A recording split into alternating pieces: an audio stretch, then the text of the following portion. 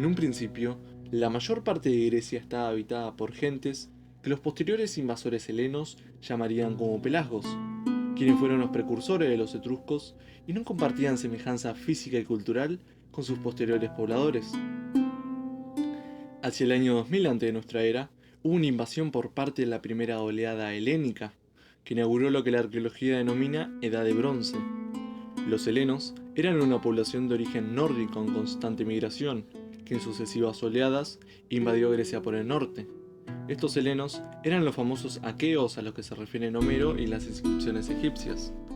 Trajeron a Grecia sus dioses, sus símbolos solares, los carros de guerra, el gusto por el ámbar, asentamientos fortificados, un idioma indoeuropeo, el griego, que se acabaría imponiendo a la población indígena, y sus tradiciones guerreras.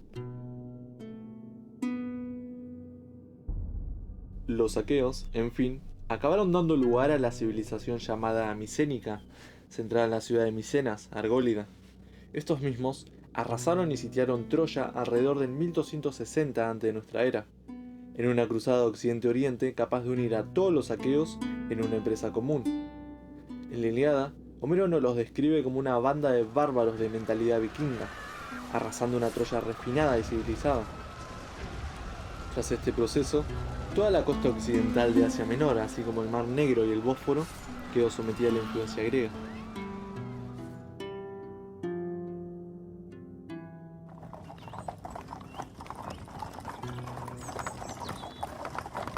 Tras este proceso, toda la costa occidental de Asia Menor, así como el Mar Negro y el Bósforo, quedó sometida a la influencia griega. Alrededor del 1200 antes de nuestra era, hubo de nuevo un inmenso flujo migratorio que hizo temblar la tierra. Infinidad de pueblos indoeuropeos se desplazaban con gran tumulto hacia el sur y hacia el este.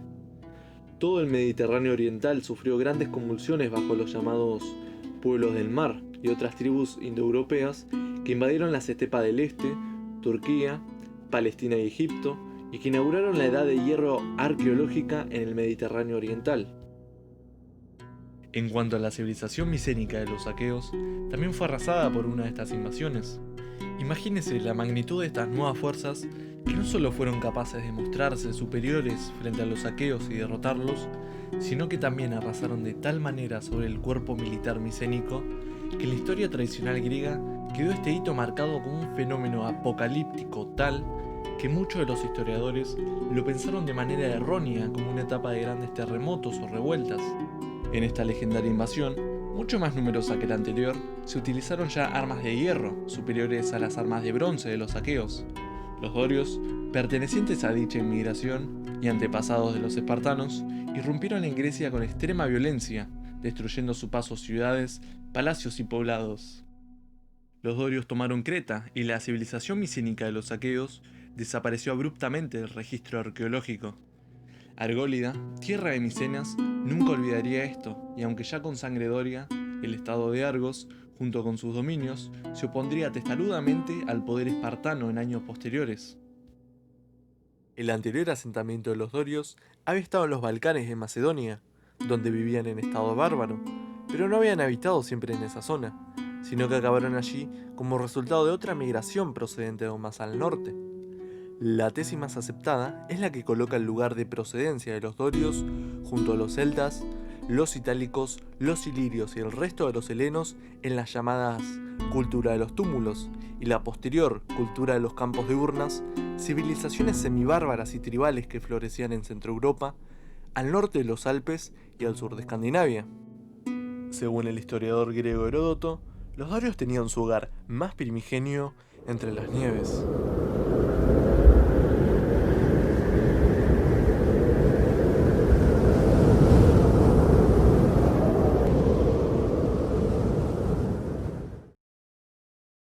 Generalmente, y a pesar de la pugna, primero abierta y luego más sutil, que existía ante el rechazo de las invasiones bárbaras, estos grupos de guerreros solían imponerse aún teniendo una aplastante inferioridad numérica, estableciéndose como nobleza por encima de una plebe descendiente del pueblo sometido.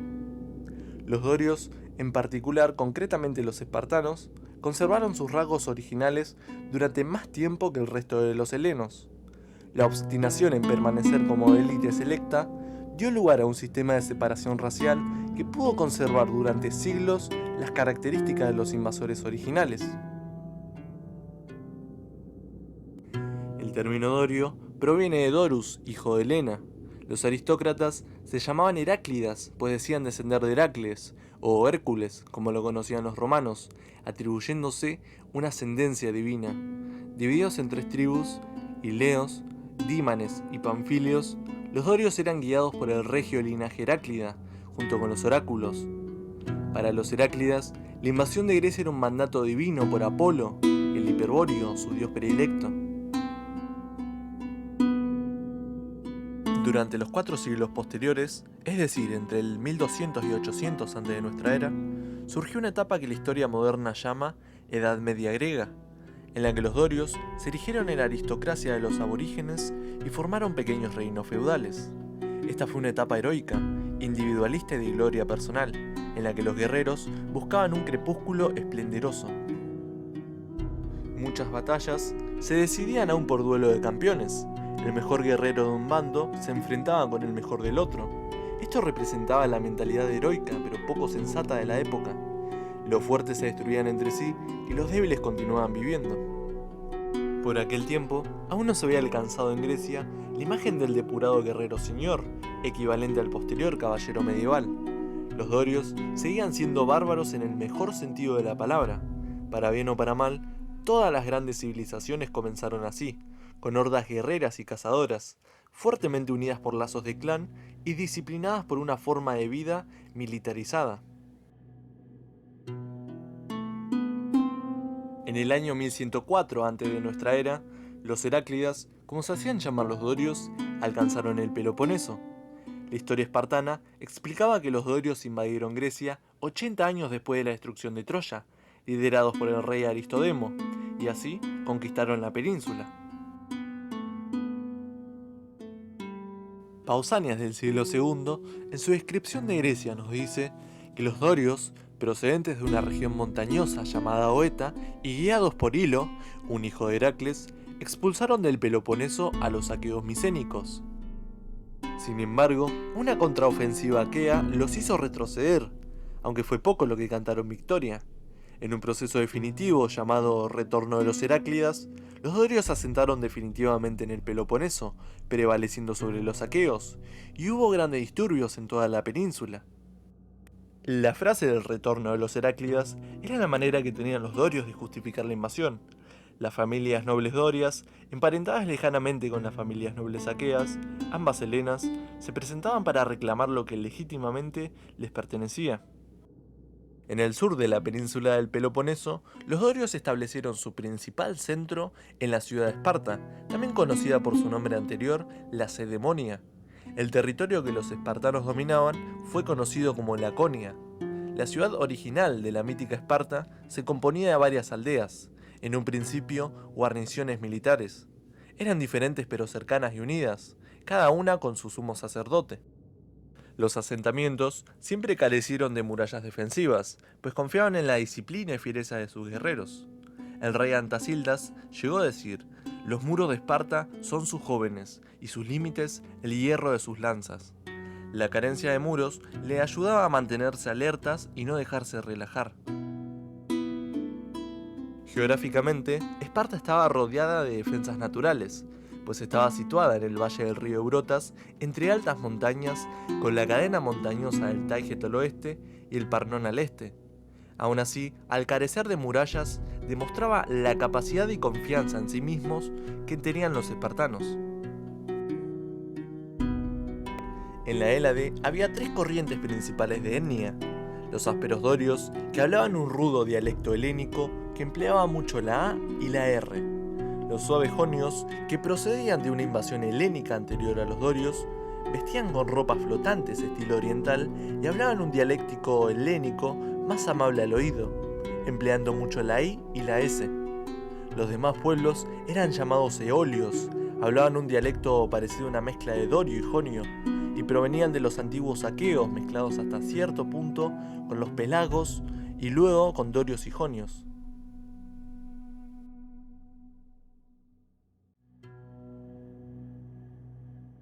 El modelo de sociedad que idearon los espartanos nació a raíz de su modo de actuar, que es conquistar, dominar y asegurar la autopreservación. A partir de esto es que se estableció una jerarquía, la cual dicta así. Los ciudadanos. Los únicos que poseían derechos políticos eran los denominados espartiatas, que a diferencia de los islotas, eran descendientes del pueblo indoeuropeo de los dorios. Los espartiatas conformaban una minoría que al momento de nacer recibía una parcela de tierra junto con unos islotas, que conservaban toda su vida. Los islotas eran descendientes de los habitantes peregregos, que habían sido subyugados por los aqueos antes de la llegada de los dorios.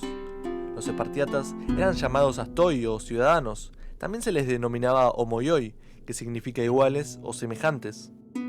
Los espartanos podían perder parcial o totalmente sus derechos cívicos por diversos motivos, como la incapacidad de pagar multas, prostitución o en general la pérdida de honor en diferentes circunstancias. Se les sometía a toda clase de desprecios y castigos, obligación de pagar el impuesto de soltería, expulsión del equipo de pelota, de los coros, de las comidas en común, etc. Su estado de marginación era casi tan absoluto como el de los ilotas, con la excepción de que ellos sí podían acceder a los lugares públicos y que les estaba permitido redimir su deshonra mediante actos de valor en la guerra. Para ser un ciudadano espartano se debían cumplir 4 obligaciones. Un auténtico espartiata debía ser hijo de ciudadanos espartiatas, haber recibido la educación espartana, hacer sus comidas junto a los demás ciudadanos en los comedores públicos, poseer una propiedad suficiente como para permitirle sufragar los gastos de su ciudadanía y la comida en común. Los trabajos manuales y de la tierra eran considerados denigrantes para ellos. Los trabajos agrícolas eran propios de los islotas. El nombre de homoioi es testimonio, según Túcides, del hecho que en Esparta se ha instaurado en la máxima igualdad entre el estilo de la vida de los acomodados y el de la masa. Todos llevan una vida común y austera. Los no ciudadanos, periecos e ilotas. Los periecos descendían de las comunidades sometidas sin utilizar la fuerza. Son mantenidos al margen del cuerpo cívico por la reforma de Licurgo, que les niega cualquier derecho político. Aunque libres, jamás participan en las decisiones. Poseen el monopolio del comercio y comparten el de la industria y la artesanía con los islotas. Entre los periecos hay también campesinos, reducidos a cultivar los terrenos menos productivos. Gozaban de ciertos derechos, como poseer bienes o casarse, ser integrantes del ejército cívico, pero no podían participar en el gobierno de la ciudad.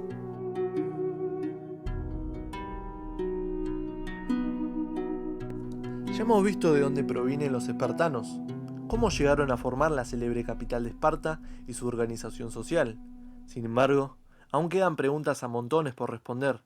Esparta está en sus inicios, recién está floreciendo, y a pesar de haberse ganado un lugar en la tierra, todavía tienen que resolver un grave problema.